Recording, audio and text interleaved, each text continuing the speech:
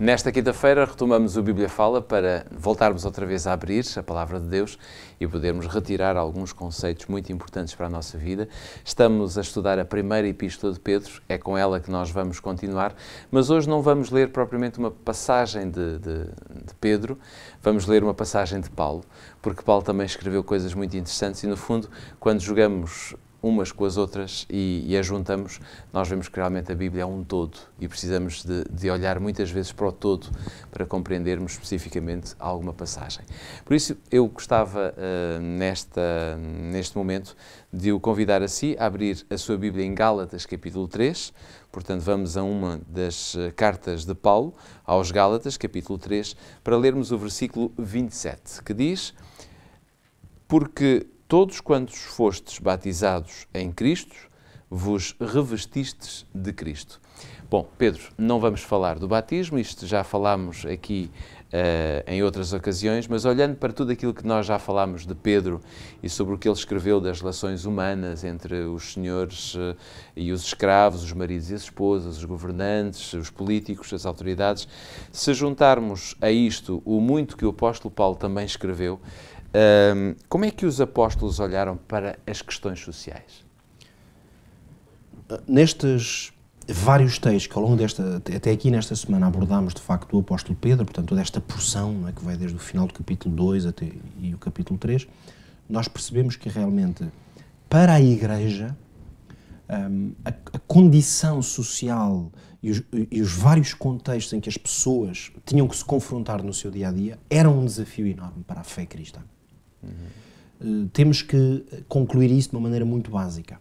Quando nós olhamos, aliás, para o exemplo de Jesus, percebemos que mesmo Jesus, se é verdade que a maior parte das histórias que nós lemos da parte de Jesus, o contexto no qual elas acontecem é essencialmente um contexto judaico, portanto, as questões sociais não são tanto como as que viviam, por exemplo, quem estava...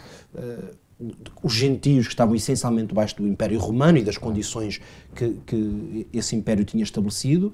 Vemos Jesus muito debaixo de um pensamento mais judaico e ainda assim vemos como há muitas vezes confronto enorme entre uma visão da sociedade tal como estava desenvolvida entre os judeus naquele tempo e a maneira como Jesus via a sociedade.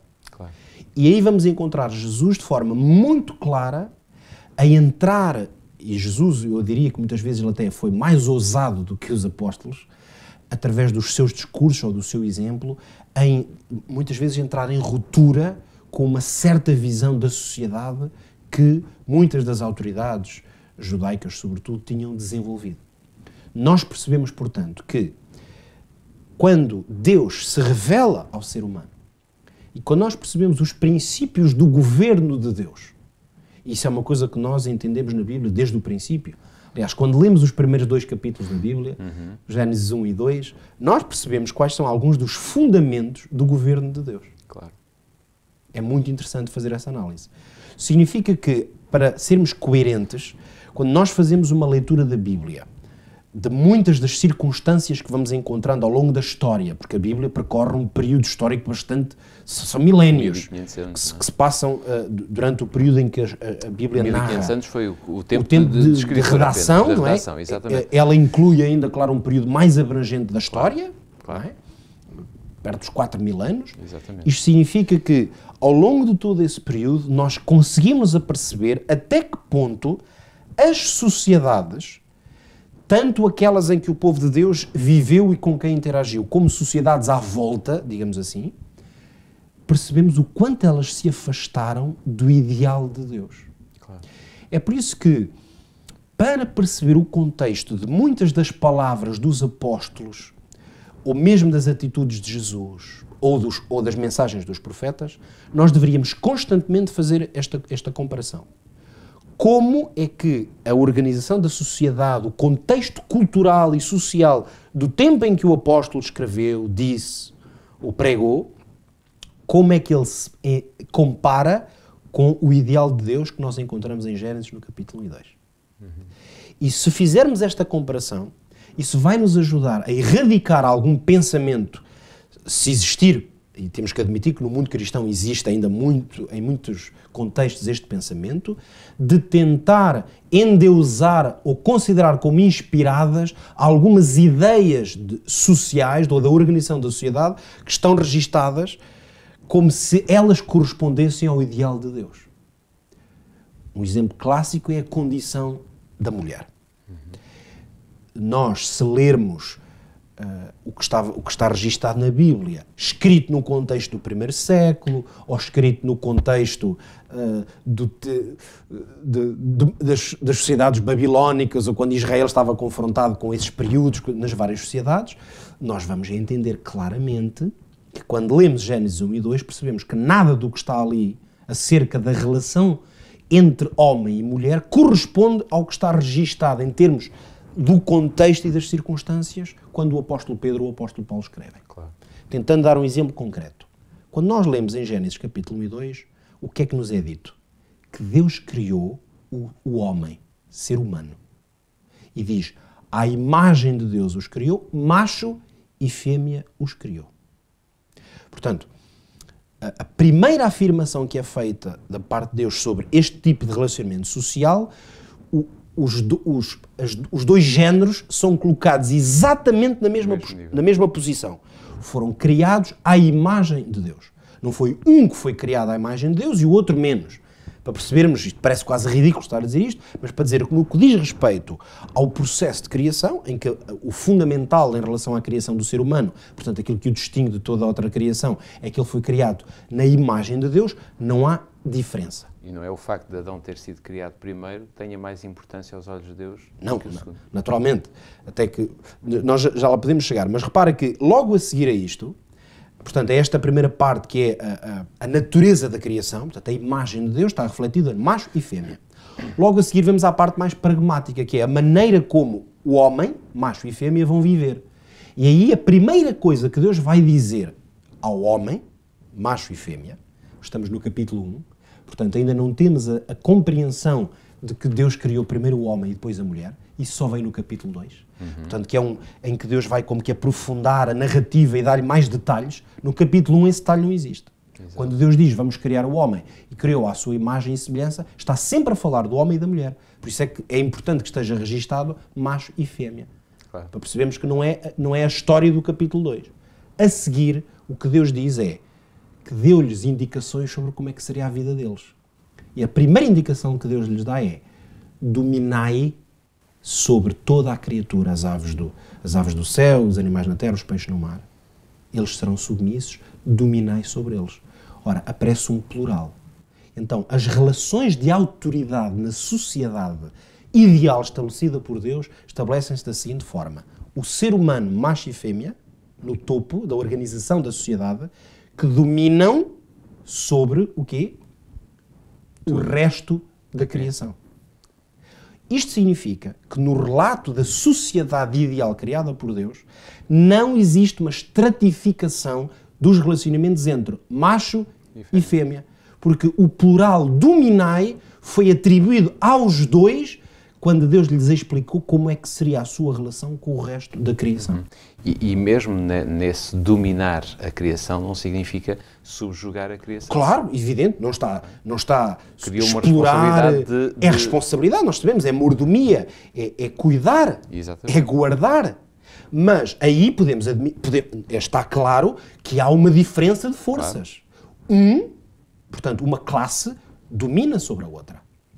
Mas não há nenhuma expressão nesta sociedade que seja um e não seja que outro. seja um ser humano Claro. a dominar sobre o outro. Ora, o que a Bíblia registra é que a partir do momento em que o pecado entrou na terra, isto é o que está escrito, a partir do momento em que a desobediência entrou, Deus vem à procura de Adão e Eva, eles estão escondidos, como nós sabemos, mas Deus chama-os e Deus vai-lhes basicamente fazer o quê?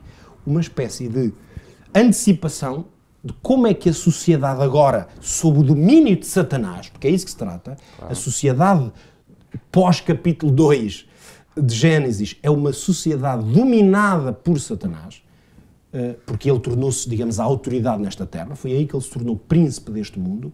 Então o que é que nós vamos encontrar? Qual é o registro?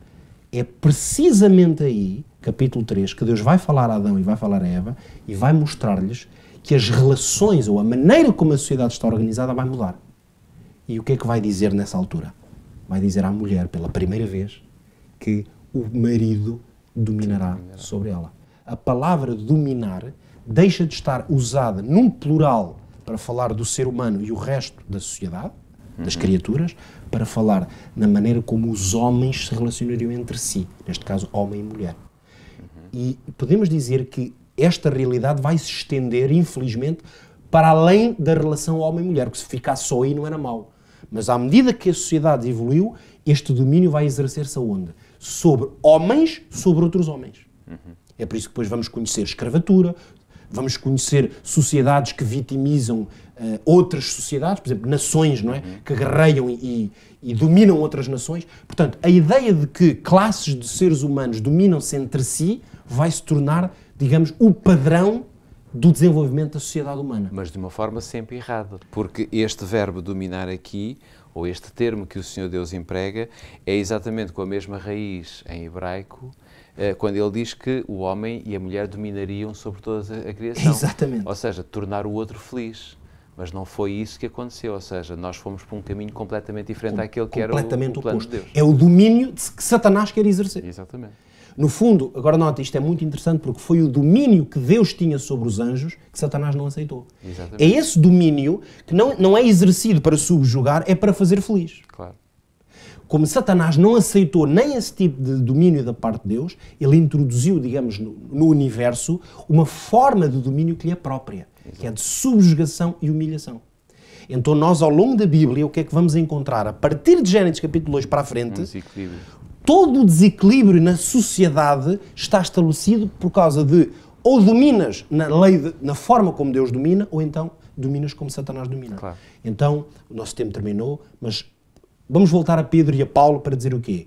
Quando Pedro, quando Paulo, quando os apóstolos escrevem sobre as relações entre os senhores e os escravos, entre as mulheres e os homens, entre os cidadãos e as autoridades, eles escrevem num contexto em que a forma do domínio está toda ela debaixo da lógica satânica, assim mesmo, diabólica.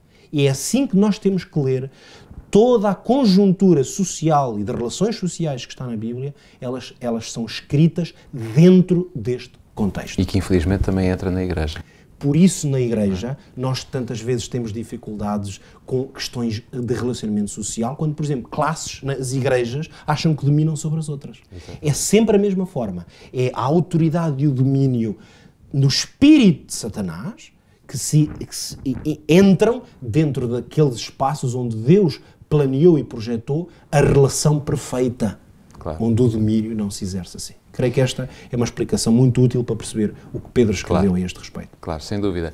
O nosso tempo chegou ao fim, já não temos mais tempo para estarmos à conversa e, como vê, tínhamos ainda muito para dizer, sobretudo muito para refletir nas palavras de Pedro e de outros apóstolos e de outros homens que escreveram a Bíblia. Mas nós marcamos encontro amanhã, aqui na Rádio RCS e também pelo Up Channel, também pelo Facebook da Rádio, se nos quiser ver. Portanto, marcamos encontro neste mesmo horário, amanhã. Cá estaremos, eu e o Pedro, para abrirmos juntos a palavra de Deus consigo. Até amanhã, se Deus quiser.